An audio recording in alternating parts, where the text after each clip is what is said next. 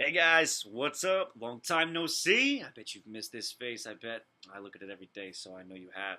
But welcome, as the newsletter has said, fantasy football is here, preseason right now. But what I'm going to do is a quick video about the 10 rules or changes that I put in the newsletter, kind of to see if we can improve the league or whatever outside the box thinking you guys want to do.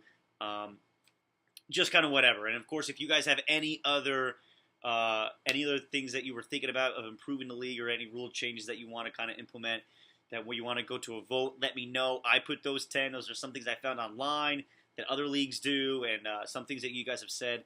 So we'll just go right into it. Number one was, do we increase the keepers to mandatory 2, or do we keep it as is with a mandatory 1 and an optional second keeper? It's basically that we can either make it mandatory 2 or keep it the same as one mandatory and a second player optional. We're still keeping the 3-round keeper rule. Number 2, introduce the ability to trade next year's picks. So we can vote on if next year, so in 2018, let's say I want to trade away David Johnson, but I want next year's first-round draft pick in return. I can do that. Picks would be even, so if I trade for a first-round pick, I have to give up a pick as well. Could be a last-round pick, could be a 10th-round pick, whatever you guys negotiate. And it can only be the next following year. You can do that. There are certain things that we can do with this. Now, if you do trade a draft pick for the following year, we can make a rule that you need to then put down next year's deposit already down. So you can't trade away a pick unless you put next year's deposit in. Because, of course, the thing is, if somebody trades away their top 4 picks to try and win, and then they don't win at all, they only finish on like 4th, they don't win any money back. Now they've got all these players, they're giving them up, and they got no draft picks next year. Everything's in the middle to late rounds. Well, that team's going to be like, you know what, I'm out. I got no chance of winning. I don't have any good keepers, whatever.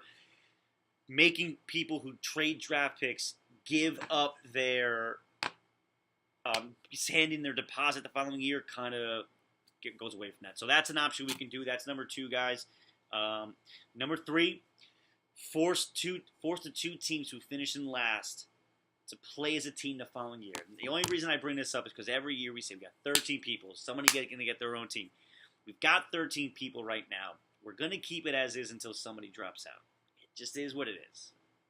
So I was going to say, hey, well, if we want to switch it up a little bit, let's punish the last 2 guys and make them be on a team the following year, and it just continually rolls. And next year, the last 2 guys, same exact thing. That was just something out of the box, just thinking to see if we can change things up.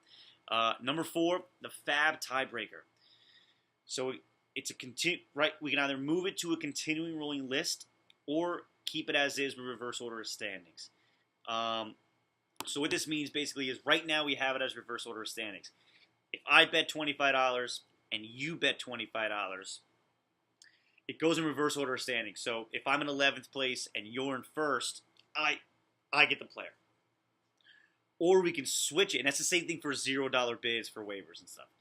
Or we can switch it to a continuing rolling list, which I'm sure most of you have played with. Instead of the waiver order being in reverse order standings, it's an order of how many waiver moves you make. You made the last waiver. So if I'm the only one that makes a waiver pick this week, I automatically drop to 12th in the waiver order. And if I continuously make waiver picks, I'm basically staying towards the lower end. If I don't make any waivers for like 4 or 5 weeks in a row, I'm most likely going to be towards the top of that rolling list. So whenever I do make a waiver, I've got top priority. So that's a continuing rolling list. If I make a waiver move, I go to the bottom of the list. And then so on and so on for everybody's moving forward. So that's kind of that. So that's number 4. Number 5 was a punishment for last place. I know we've talked about this before. If we want, let's get a vote in for this. We give the trophy every year. It's a fun little thing that we do. But, hey, maybe we do a punishment. Maybe we can vote on this on draft night. We can decide what we do. Maybe like beer laps, a beer mile. I saw this was one of it's a pretty cool, where everybody goes to a track. The loser has to chug a beer, run a lap, chug a beer, run a lap, and he does that for a mile. Pretty cool. Anything, I mean, stupid things, just to have some fun. So we can vote on that if we want. Uh, Number 6, this is kind of something that I was thinking about.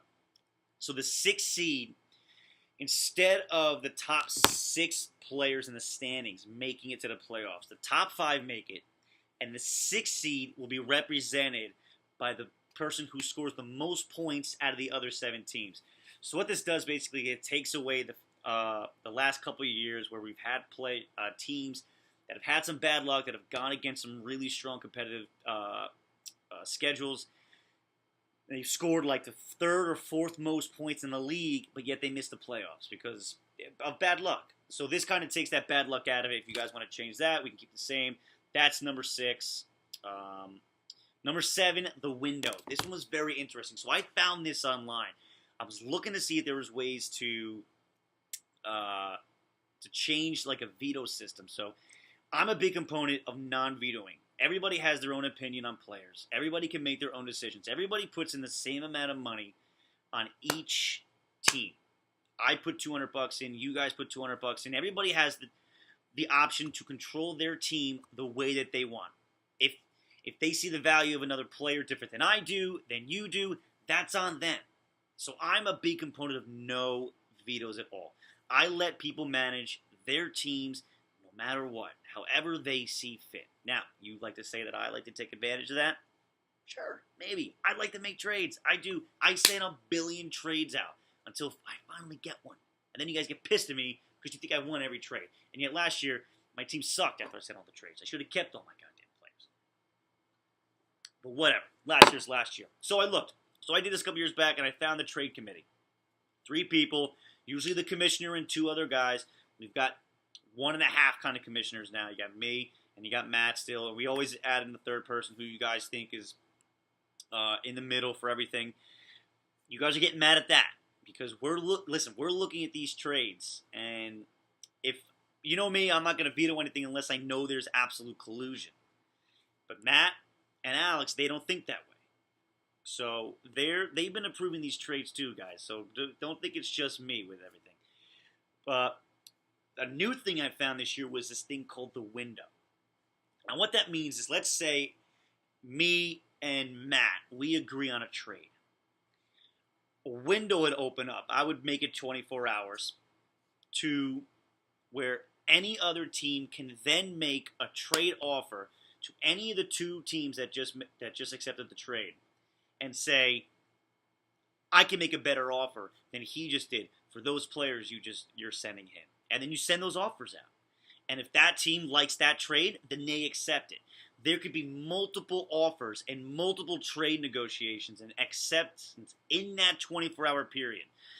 So, for example, me and Matt make a trade. Ed sends me a better offer for the players that I was giving Matt. I accept Ed's offer. Let's say his offer came in 4 hours afterwards. There's still now 20 hours to you guys negotiate now mine and Ed's trade. But here's the thing. Once I accept Ed's trade, Matt's now out of the picture. Now he has to resubmit a trade to me that's even better. You could do it that way, or you could say, all right, there's 24 hours for a window. Everybody sends their trade offers, and the 2 teams then decide, we like that better, we like this better, or we like our own better. You can do something like that. You can make one accepted trade throughout the 24-hour period. Let's say I like Ed's trade. After 4 hours, I think that's the best I'm going to get. I pull the trigger. I say, I want Ed's trade. We switch. Bing, bang, boom. Deal's done, and we're good to go. And that's when the trade ends. So what I like about this is it allows other teams to see the trades before they're actually finalized, and it gets away the argument of saying, I would have gave you so much better. Well, you know what? Go fucking send it. Go send that trade. I would have gave you so much better. Send the trade. Send the new trade. Whatever. Do it. It also allows people to say, hey, I didn't know. A lot of people say this. Oh, I didn't know Julio Jones was available. I would have offered you way more if I knew he was available. Well, now you know. If Julio Jones is accepted in a trade, now you know, oh my God, this guy's available? I didn't know that. Let me send him a better offer because I can get Julio Jones on my team. It opens that up too. So I'm really intrigued with the window idea. It's different, and it takes away It takes away the veto system that some people don't like, but it also allows others who always say that trade's rape. I could have done some. I could have gave so much better of an offer for that team. Now you have a chance to go do it. So it's basically you're meeting right in the middle. It's shut up or do it. What is it? What's the saying? Put up or shut up? That's it. Put up or shut up for the window. So if you don't like it, then you're kind of going against your whole thinking of, well, we need a veto system because the window combines both the no vetoes and the fact that the veto system is saying I could have done something better for that team. So there you go. Number 8 was the Fantasy World Cup. This was kind of cool too. I know it's a little difficult for people to keep. We're already a big money league of $200. I'm trying to save us a little more money this year by having it here at the apartment that I am moving into, which is a little scary. But so what this is, the Fantasy World Cup, is every team puts in an extra 25% down payment every year to the payment for the league. So it's $200 now. So everybody would bring in $250. That $50 would then go to a pile, would be extra paid, and every 4 years the pot doubles. So you're bringing $250. First 3 years the prizes are the same out of the $200. The 4th year you bring your $250. Now it's basically like you bring $400. So instead of bringing $400 one year, it's almost like a yearly payment of $50 for a double payday in year 4. So that's your Fantasy World Cup right there. I thought it was pretty cool. 9, the Fantasy Captain. This was just something else I saw, a little extra points if we want to juice it up. Each team every week names a Fantasy Captain on their team. The player gets a 20% bonus, their total points. So let's say this week, we'll keep it with Julio Jones. I picked Julio Jones as my Fantasy Captain. He scores 10 points, but he gets a 20% jump, so he goes to 12 for that week. So that's kind of your Fantasy Captain. And at number 10, your draft order gets determined by overall team record of the last few years. And I was going to say it could be reverse order of standings, but you can also say, what Gio was saying, how it kind of makes people tanking, which we took the whole tanking away because we want the consolation bracket. You want to win the consolation bracket to pick your draft pick, which we're still going to keep. No doubt about that. But with this, I understand where Gio's coming from. If I'm going to have a better draft pick by having a worse record, if I know I'm not going to make the playoffs, I'm going to want to lose because then next year it's going to better my overall record in a worse way, so I get a better draft pick. So I understand where you're going to, because you could technically still finish 3-10 and win the consolation bracket and still win your pick. So that's kind of something that I'm kind of leaning against a little bit by doing that. But by doing that, it was actually kind of cool. I did the last 3 year and 4 year, how everyone's done. 4 years I've done good. 3 years I haven't done good. I got one really bad year. That 3-10 year crushed me. But so that I'm kind of leaning against that. But if you guys like that idea, by all means vote yes. Again, it's draft order determined by the last 3 years, what the records are the last 3 years, or we can go deeper. We can go to 4, get a little longer, whatever you guys want. So that's it, guys. Those are the rules. If you didn't understand anything, let me know. I'll re-clarify in a text. But rewind, go back. Those are your 1 through 10 potential rule changes for this year and moving forward. They are major changes in my opinion. Nothing here that's kind of like little small. The World Cup thing is, but then again, it's money, so maybe not. The Fantasy Captain maybe, but I like to get a big majority. I like to get at least 9 out of 12 people to say yes for big rule changes like this because it does affect everybody in a major way. So again, rewind if you guys missed anything. Go back, vote, let me know. I'll know right away, as long as I get a majority of people voting, I'll know which categories will be up for the end of the night here, draft night.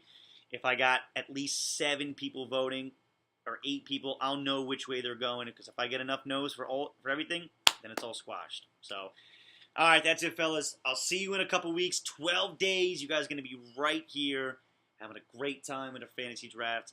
And I can't wait. See you guys then.